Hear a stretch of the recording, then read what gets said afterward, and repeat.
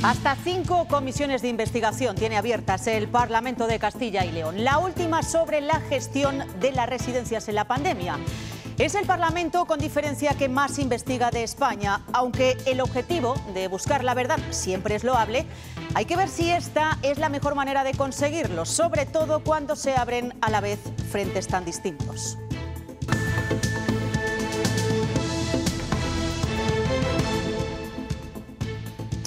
Hola, ¿qué tal? Muchas fueron las personas que perdieron a un familiar en las residencias durante lo peor de la pandemia. Algunas han intentado llevar a los tribunales la gestión que se hizo en estos centros, pero no todas ven que su caso avance en la justicia. Se sienten, dicen, incomprendidos. Murieron allí solos, además con el componente de la soledad, del abandono y el dolor y sufrimiento que han tenido las familias. Pues evidentemente ahora es dolor y sufrimiento por toda la incomprensión que les ha rodeado. No han recibido información, no han recibido disculpas. Hoy hemos conocido la letra pequeña de los presupuestos para el próximo año. Ahora el Gobierno tendrá que negociarlos con la oposición. Estefanía Ureña, ¿se espera que estén listos ya para final de año? Sí, Ana, esta mañana se presentaban esos presupuestos en las Cortes de Castilla y León. Ahora comienza el trabajo parlamentario para sacar adelante esas cuentas que, como decía, se espera que se aprueben en el mes de enero, y eso a pesar de que el PSOE ya ha anunciado que presentará una enmienda a la totalidad, pero eso sí, se espera que se puedan presentar en el mes de enero a pesar de que se puedan alargar los plazos. Sara hoy cambia su trabajo como enfermera y se convierte en profesora rural en el ayuntamiento de un pueblo de Segovia. Intenta explicar a los vecinos que son mayores cómo se pide una cita con el médico a través de las nuevas tecnologías. Muchísimas gracias por venir a todos. Con unas necesidades especiales, como puede ser la infancia. Muchas posibilidades que no conocemos. Claro, pero por eso estamos aquí. Que no usamos, claro. Y yo creo, ¿tú crees que sí que te puedes apañar? Me apaño divinamente por ahora. Entonces, y aquí le salen, en el caso de que tenga alguna duda, las citas que tiene con su profesional. A las 3 de la tarde, en poco más de media hora, arranca la operación especial de tráfico. La Dirección General ya tiene listo todo el despliegue para controlar las carreteras. David Aragonés, ¿se espera mucho movimiento estos días? Sí, pues son 600.000 desplazamientos en Castilla y León y 5,5 millones en el resto del país. A pesar del mal tiempo y de la lluvia, la DGT prevé que... a pesar del mal tiempo y de la lluvia, la DGT supone un 2% más, un aumento del 2% respecto a las cifras del año 2019, lo que supone una vuelta a la normalidad. Lo peor se espera para las 4 de la tarde hasta las 10 de la noche de hoy. Lo acaban de ver en las imágenes. Va a ser un puente de Todos los Santos pasado por agua. Las precipitaciones no darán tregua hasta el lunes de la semana que viene, así que ya saben, si van a viajar, imprescindible llevar el paraguas.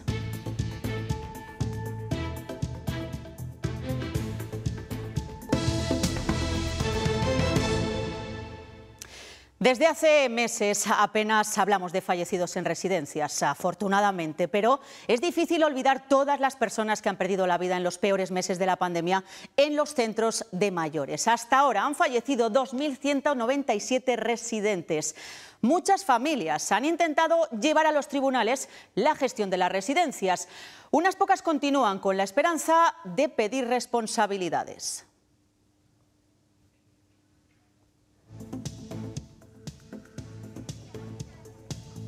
Los más dependientes, los más mayores, estuvieron encerrados con el peor enemigo durante la primera ola en las residencias. Muchos murieron dentro. Desde el principio, algunas familias denunciaron que les dejaron abandonados. Hay casos de desasistencia absoluta, donde estaban los abuelos solos en una habitación, donde no había personal suficiente para atenderlos, donde no se estaba atendiendo sus necesidades médicas. La Junta siempre ha esgrimido que los centros estuvieron medicalizados, pero para César la atención de su padre enfermo de COVID en la residencia de Solosancho no fue suficiente. Yo le insistí unas cuantas veces, es decir, una persona que está enferma, pues habrá que trasladarlo al hospital correspondiente. Él me dijo simplemente que lo iban a sedar y bueno, pues ya lo que durase. Su padre falleció el 7 de abril de 2020. Medio año después consiguió el historial médico, pero no hay base legal suficiente para proseguir con su denuncia. Como en aquella época no se hacían pruebas, pues bueno, lo de posible pues ahí quedó en el aire, se lavaron las manos. En su día, el defensor del paciente denunció que se habían dado instrucciones para no derivar a los ancianos a los hospitales. Sanidad siempre lo negó y la Fiscalía archivó esa denuncia. Su esperanza queda en que la justicia actúe de oficio. Judicialmente lo que tiene que haber es un sistema valiente que efectivamente sometiera a lupa y a crítica lo que ocurrió. De momento, este juzgado de Segovia investiga lo que ocurrió en la residencia de Claros Abades y en la de Ortigosa del Monte, en Segovia, donde fallecieron más de 40 residentes. Precisamente una de las comisiones que hay en marcha en las Cortes es para investigar lo que sucedió aquellos meses de la pandemia en las residencias. Las comparecencias previsiblemente comenzarán el próximo mes de enero. Solo en el Parlamento de Castilla y León hay una comisión sobre las residencias. En el País Vasco se rechazó y en Cataluña está en trámite su solicitud. Con 5 comisiones de investigación en activo, el de Castilla y León es el parlamento con más investigaciones abiertas. En el resto de España, solo 5 parlamentos tienen comisión y solo una en cada uno. En el resto, ninguna en marcha.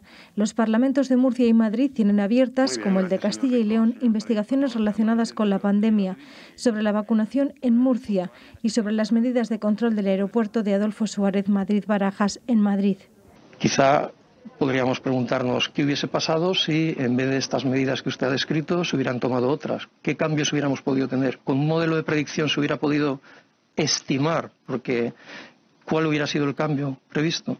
En Andalucía se investiga el uso de los fondos de la Fundación de Empleo. Ni el daño moral, personal, familiar y económico que este proceso me está causando.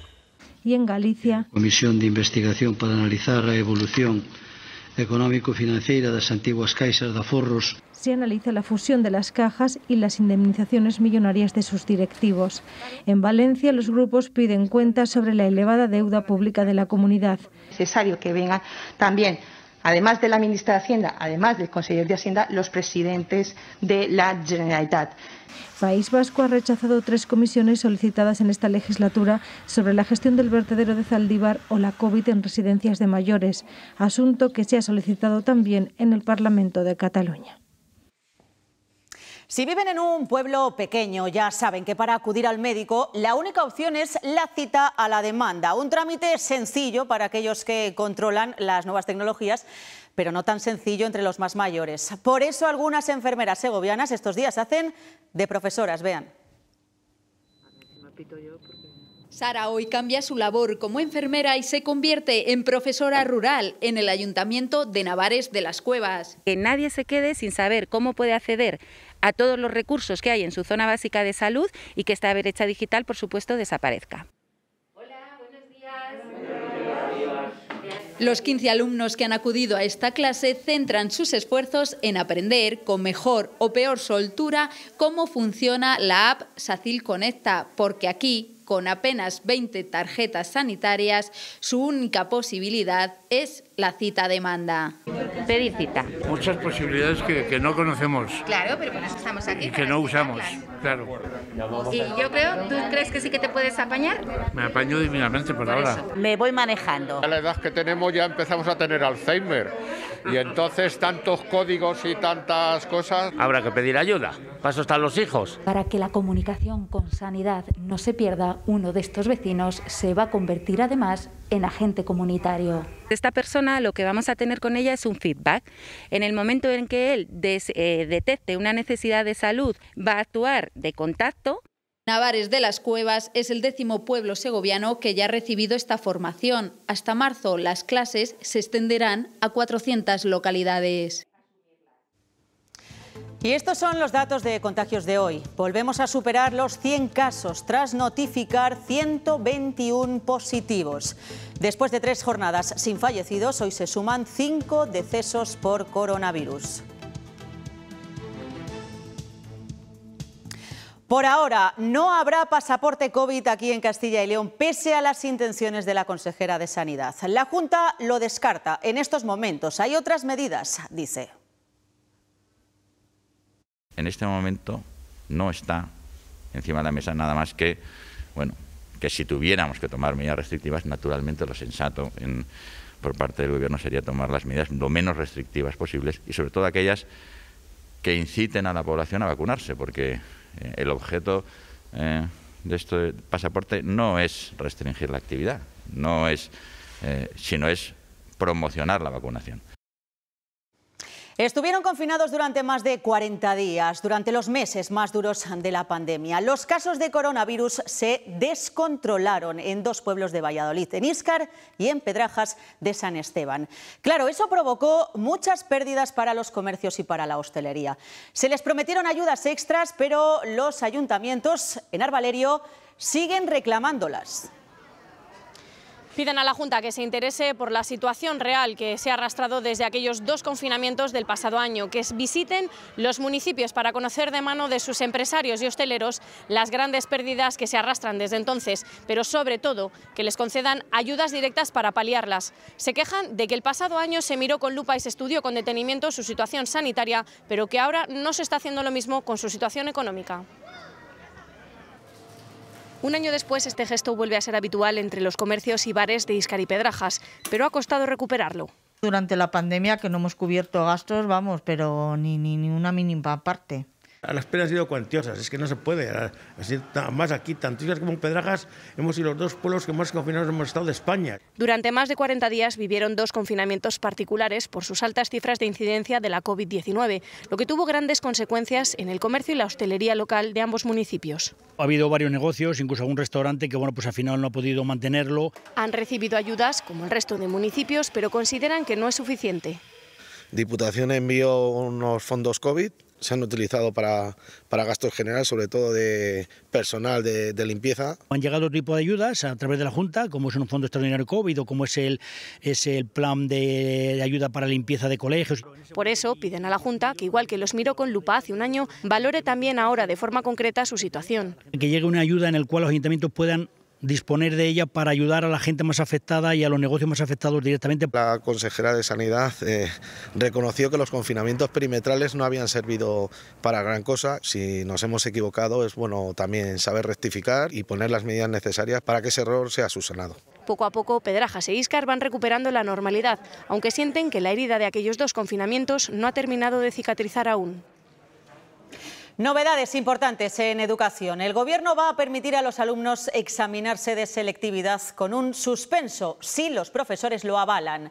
El borrador que maneja el Ministerio también plantea la posibilidad de alargar el bachillerato hasta los 3 años en casos excepcionales, por ejemplo, a quienes estudien música a la vez.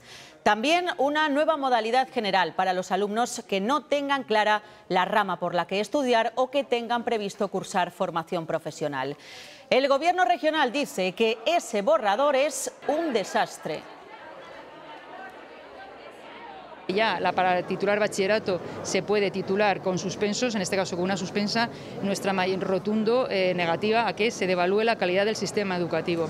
Tenemos que tratarlos como si fueran adultos y tenemos un gobierno, he de decirlo, es un gobierno completamente adolescente. Adolescente, pero de verdad, o sea, es que tiene ministros adolescentes.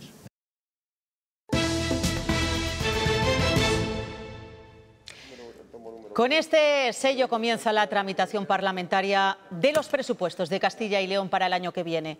El consejero de Economía y Hacienda se los ha entregado esta mañana al presidente de las Cortes. Ahora toca negociar las cuentas con el resto de grupos políticos.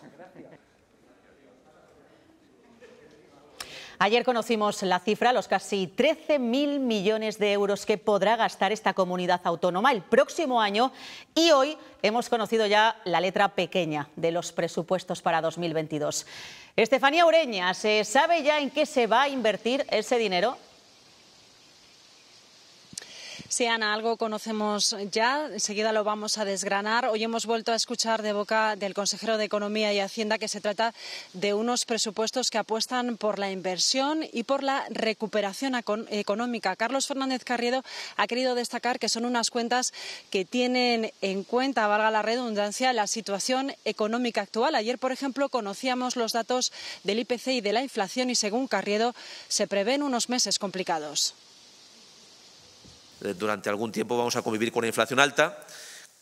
Esto está teniendo un impacto ya en términos de coste sobre las empresas y, por tanto, están viendo mermadas sus márgenes y, en algunas ocasiones, incluso entrando en pérdidas. Esto, lógicamente, lleva a la preocupación. Se une al hecho de la dificultad de acceso y aprovisionamiento de determinadas materias primas, que también se han encarecido, pues, lógicamente, crean un escenario de dificultad para algunos sectores productivos. Nosotros hemos desgranado cuáles son los proyectos a los que van a ir las mayores partidas presupuestarias. Sanidad, educación, servicios sociales y fomento son las consejerías que van a englobar, que se van a llevar esa mayor cantidad del presupuesto. Carriedo ha querido destacar también que muchos de esos proyectos destacan por cumplir ese objetivo sostenible de la Agenda 2030. Tras las cifras generales, ya conocemos el destino de parte de los nuevos presupuestos diseñados por la Junta. La sanidad es el área que más dinero se lleva y eso se ve, por ejemplo, en los más de 32 millones de euros que solo para obras recibirán nuestros hospitales o en los más de 12 destinados a centros de salud. A ellos se añaden otros 20 que irán al centro de hemoterapia. En Fomento destacan los 91 millones para la conservación de carreteras o los 4,5 que recibirán las estaciones de autobuses. También la vivienda será impulsada con 8 millones para vivienda protegida y cerca de 25 para rehabilitación. Más inversiones, por ejemplo, 45 millones para vertederos y plantas de depuración y 16 para sustitución de calderas y redes de calor. En cuanto a las empresas públicas, desde ellas se van a invertir en nuestra comunidad más de 468 millones de euros, cifra que en el caso de las fundaciones públicas es de 227 millones. Luis Tudanca ha valorado hoy los presupuestos. Cree que la Junta vive de las rentas porque las cuentas crecen, según el líder socialista, gracias al Gobierno central y a los fondos europeos, que van a aportar 1.300 millones de euros. Por su parte, Pablo Fernández de Podemos ve en estas inversiones una falta de voluntad política del Gobierno regional de apostar por esta tierra. La inversión en sanidad, precisamente lo más importante, lo que más deteriorado está en esta comunidad autónoma, lo que más necesita inversión, es una de las partidas que menos crece. Crece nada más y nada menos que 5 veces menos de lo que ha crecido el presupuesto de sanidad en el presupuesto general del Estado. Unas cuentas que son del todo insuficientes y que demuestran lo peor que pueden demostrar unos presupuestos, que es la incapacidad y sobre todo la falta de voluntad política de la Junta de Castilla y León, del Partido Popular, de apostar por esta tierra. A nivel nacional se allana el camino en el Congreso para los presupuestos generales del Estado. Esquerra Republicana y el PNV han anunciado que no van a presentar enmiendas a la totalidad. Los nacionalistas vascos lo hacen porque el Gobierno de Sánchez concede la gestión del ingreso mínimo vital a su comunidad. Es algo que restablece la confianza y que nos permite avanzar hacia una nueva etapa que se abre ahora de negociación del presupuesto y de las enmiendas parciales, pues nos permite contemplarlo con un cierto optimismo. Y manifestación esta tarde en Soria para reclamar una fiscalidad diferente a las empresas de la ciudad. Creen que así se superaría años de olvido de las administraciones y se lucharía contra la despoblación. Los sindicatos piden a los negocios que cierren hoy un poco antes para no perderse esa concentración. Se ultiman los preparativos para la manifestación que tendrá lugar a partir de las 8 de la tarde, convocada por la Plataforma Ciudadana Soria Ya y que contará con el apoyo de 50 entidades ciudadanas, empresariales y sindicatos. Reivindican la puesta en marcha inmediatamente de esas ayudas para el funcionamiento de las empresas ya aprobado por la Unión Europea. Aseguran desde la Plataforma Soria Ya que han enviado invitación a todos los partidos políticos, pero que no han recibido respuesta y ponen una fecha límite para que estas ayudas se pongan en funcionamiento el 1 de enero del 2022. Se podrá plantar chopos en terreno hidráulico. Así lo han asegurado esta mañana la presidenta de la Confederación Hidrográfica del Duero y la delegada del Gobierno. Dicen que la prohibición les ha venido impuesta por el plan anterior. Eso sí, van a buscar que haya una distancia suficiente con los ríos para que la plantación sea compatible con la vida fluvial. Y esto es importantísimo para Castilla y León. Saben que en nuestra comunidad tenemos muchas hectáreas de chopos. Solo un 8,5% pertenece o está en el dominio público hidráulico. Las otras 49.000 hectáreas corresponde la normativa y la gestión a la Junta de Castilla y León, así que estamos hablando de un tramo que no llega al 10%, pero que es muy importante. Es el gran asesor jurídico de los alcaldes y de los concejales en los pueblos. Los secretarios municipales, que pocas veces están en el foco mediático. La mitad de ellos no tiene plaza fija. También hay jubilaciones que no se cubren y algunos tienen que acudir a varios municipios con una carga de trabajo que les desborda. Piden al Estado la convocatoria de más plazas.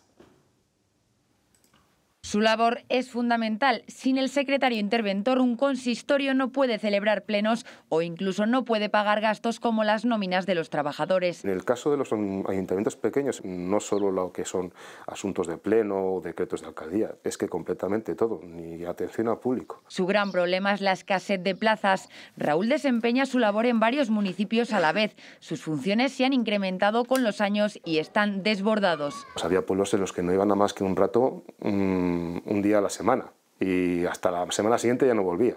Y lo que me daba tiempo a hacer en ese rato lo hacía y lo que no me tocaba hacerlo en casa. Además, la mitad de los secretarios interventores tiene plaza fija, la otra mitad son interinos. Piden al Estado que se convoquen más plazas, justo cuando muchos están en edad de jubilación. Y es que ahora no se cubren todas. Por ejemplo, en Valladolid. Este año van a incorporarse a la provincia 3 funcionarios de nuevo ingreso y llevamos 6 jubilaciones. Eso os puede dar una idea de cómo está la situación. Con la Junta negocian que la adjudicación de los interinos ante una baja sea más ágil. Para ello se estudian cambios en la bolsa y la exigencia de pruebas de acceso tanto para la bolsa como para los puestos ofertados mediante convocatoria y así evitar que lleguen interinos sin nociones básicas de la gestión local.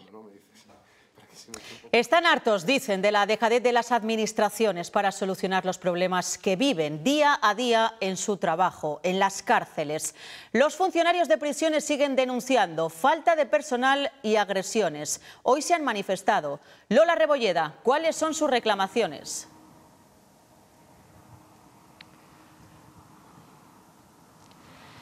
Sí, falta seguridad y falta personal en las cárceles. Esa es la reclamación de los principales sindicatos de prisiones, lo que les ha llevado a convocar hoy concentraciones a la puerta de todos los centros penitenciarios de la comunidad, como este de Dueñas en Palencia. Lo hacen tras las últimas agresiones sufridas por funcionarios en distintas cárceles de todo el país, entre ellas la de Salamanca. Aseguran que han llegado a esta situación, a esta inseguridad, porque faltan al menos 700 trabajadores en Castilla y León y la edad media de la plantilla es de 55 años, cuando se tienen que enfrentar a reclusos muchísimo más jóvenes y en buena condición física. Gracias, Lola. Una de las grandes empresas agroalimentarias de Castilla y León atraviesa un momento delicado. La galletera Siro, que ya ha pedido un rescate de 100 millones al SEPI, ahora lanza una propuesta a los sindicatos para intentar reducir su deuda de 300. Los comités rechazan sentarse a negociar en los términos que plantea la empresa.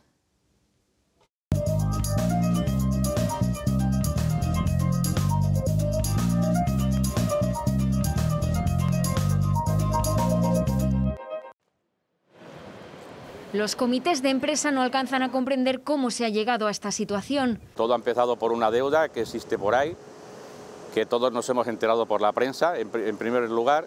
Después nos ha comunicado la empresa que era cierto y que nos iba a presentar un plan de competitividad para tratar de salir de esta situación. La deuda alcanza los 300 millones de euros, pero lo que plantea Cerealto Siro para reducirla no convence. Hablan de quitar salarios, de quitar complementos, de no dejar a la gente que se jubile, ni siquiera permitirles los contratos relevos, las licencias, todo, retroceder todo. Y todos los delegados lo rechazan de manera frontal. No hablan de negociar con el informe, hablan de suprimir todos los conceptos y que es por ahí por donde tenemos que entrar. Denuncian que ya se han practicado 3 despidos. Preparan movilizaciones para las próximas semanas frente a los centros de trabajo. Pero lo que queremos dar a entender es que estamos unidos todas las plantas en una misma dirección. La compañía, que ya ha pedido un rescate al SEPI, justifica su plan de competitividad como reclamo para potenciales inversores. Ya ha vendido 4 de las 12 plantas que tenía. Actualmente cuenta con 1.200 trabajadores en sus centros de venta de Baños, Aguilar de Campo y Toro. La multinacional de vidrio Tevitec, ubicada en El Bierzo, va a ampliar sus instalaciones. Con una inversión de 65 millones de euros permitirá la creación de 200 empleos. El anuncio ha coincidido con la visita del presidente de la Junta, que ha recordado la partida dotada con 500 millones de euros, que se incluye ya en los próximos presupuestos para las empresas que se instalen en la comunidad. Tras una semana de campañas contra el consumo de azúcar por parte del ministro de Consumo, Alberto Garzón, primero con Hijos del Azúcar y ahora con el control de la publicidad de dulces y bollería en horario infantil. El Ayuntamiento de La Bañeza, en León, le ha pedido al presidente del Gobierno que pare esta locura y corrija al ministro. Yo desde aquí le pido al señor Sánchez y al ministro Planas que, por favor, que paren esta locura. Que paren esta locura, porque lo que ya han dicho con el tema del azúcar es destruir zonas, en este caso concreto estoy hablando de la zona de La Bañeza, pero si vamos a Castilla y León estamos hablando de casi 20.000 familias que viven de este producto. Para ir al colegio hay algo tan imprescindible como la cartera. Los donuts. ¿Donuts? ¡Anda! ¡Los donuts! Sí, todos llevan donuts. Mi primo toma mucho Zumosol, ¿sabes? Pero mucho, mucho. Bebe fruta, bebe energía, bebe Zumosol. ¿Qué queréis desayunar? Costa Rica y nada más. Con dibujos divertidos, Costa Rica es la más guay. Adiós a este tipo de anuncios. El Ministerio de Consumo prohíbe la publicidad dirigida a los niños de dulces, galletas o helados, productos que la Organización Mundial de la Salud considera nocivos. Los publicistas se encuentran ahora con un gran problema. Costumbre hay. Cuando quieres dar un capricho tal, siempre recurrías al bollicao. Los domingos con los abuelos siempre se compraban algún tipo de chucherías de ese tipo, chupachuches, bollicaos o lo que fuera. Y los anuncios hacen su trabajo. En especial yo me acuerdo de los anuncios de Chupa Chups, era muy popular para los niños y era algo pues, que todos en algún momento hemos pedido a nuestros padres que nos lo compraran. Prohibir la publicidad de dulces, galletas, helados o bebidas calóricas le da la razón a esas familias que lo han tenido siempre claro. Tú a un niño le pones una fiambrerita con fruta cortadica y ese niño comerá fruta cortadica en el colegio. Pero picar en las tiendas cualquier producto subido de azúcar ha sido un clásico durante generaciones. El goloseo es de toda la vida. Los niños, según su propina, vienen con los papás, vienen con las abuelas, ay, dame 3 cositas para los críos. Ahora los publicistas se encuentran en la disyuntiva de qué alternativa elegir. Vamos a tener que pensar en de qué forma podemos llegar al consumidor final, que no sea a través de la publicidad, sino que será a través de los contenidos. En televisión, la nueva normativa afectará a los horarios y programas infantiles y a los canales dirigidos a menores de 16 años.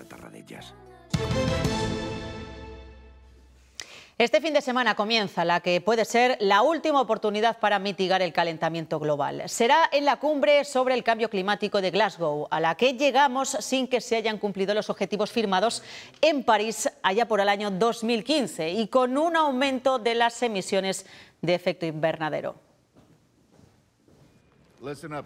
Nos lo advierte desde Naciones Unidas alguien que ya sabe lo que es que su mundo se acabe. Al menos nosotros tuvimos un asteroide. ¿Cuál es vuestra excusa? Vais directos a un desastre climático.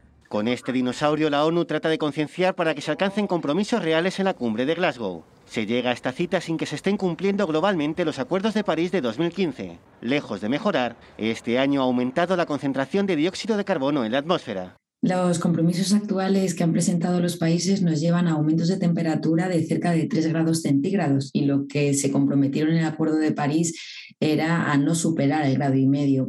El objetivo en Glasgow es que la comunidad internacional se comprometa a alcanzar la neutralidad climática a mediados de siglo y mantener el objetivo de que el calentamiento global no pase de 1,5 grados. De lo contrario, corremos más riesgo de llegar a escenarios donde no podamos adaptarnos al cambio climático, que el cambio de temperaturas, el cambio de los patrones de precipitación sea tan grande que no seamos capaces de adaptarnos de la forma adecuada.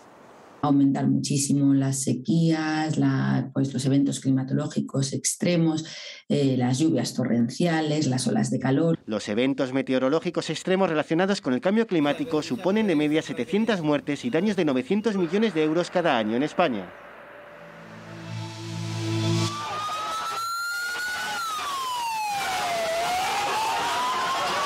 Es el momento en el que los vecinos de Lardero, en La Rioja, intentan linchar a un hombre que acaba de ser detenido por el asesinato de un niño. Se lo llevó de un parque engañado. El detenido cumple ya una pena de prisión por un delito de asesinato y agresión sexual ocurrido en 1998. Fue condenado a 30 años de cárcel.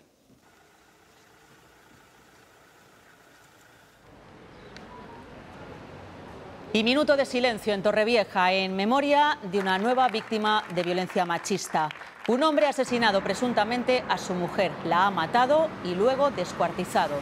Una persona sin hogar ha sido quien encontró los restos en un contenedor. Ella tenía 68 años, no había interpuesto antes denuncias. Él ha sido ya detenido. Y la Guardia Civil ha detenido en Burgos a un coleccionista de armas porque se las estaba vendiendo a organizaciones criminales. Las registraba como armas inutilizadas, pero luego las sacaba al mercado negro. Han sido 2 operaciones contra el crimen organizado. Los agentes han intervenido 4 de esas piezas que estaban preparadas para disparar munición real. El sistema inmunitario se compone de una red de células, tejidos y órganos. Ella podría ser una de esas células si, además de llevar una vida activa y dormir bien, siguiéramos una dieta equilibrada que aportara vitaminas y minerales. ¿Lo habéis entendido ahora? Uy, vitaminas y minerales. Leche Pascual Salud ayuda a tu sistema inmunitario. De la leche nos encargamos nosotros. Del resto nadie lo hará mejor que tú. Pero si es leche. Claro, papá. Arranca la operación especial de tráfico del Puente de Todos los Santos. Se esperan más de 5 millones de desplazamientos por toda España. Y cuidado estos días en las carreteras porque además se esperan lluvias todo el fin de semana. ¿Cuáles son esas horas, David Aragonés, en las que la DGT espera más movimientos? Sí, entre las 4 de la tarde y las 10 de la noche de hoy, las mañanas del sábado y del domingo y en especial la vuelta para la tarde del lunes. Como decía, son 5,5 millones de desplazamientos, cerca de 600.000 en Castilla y León. Es casi un 2% más que en el mismo puente de 2019, lo que supone una vuelta a los niveles prepandemia. Para vigilar las carreteras, la DGT se ayudará de hasta 1.300 radares, 39 drones, 13 helicópteros y 15 furgonetas camufladas. Y como decías también, por último, ante la previsión de lluvias, Tráfico recomienda reducir la velocidad y mantener la distancia de seguridad.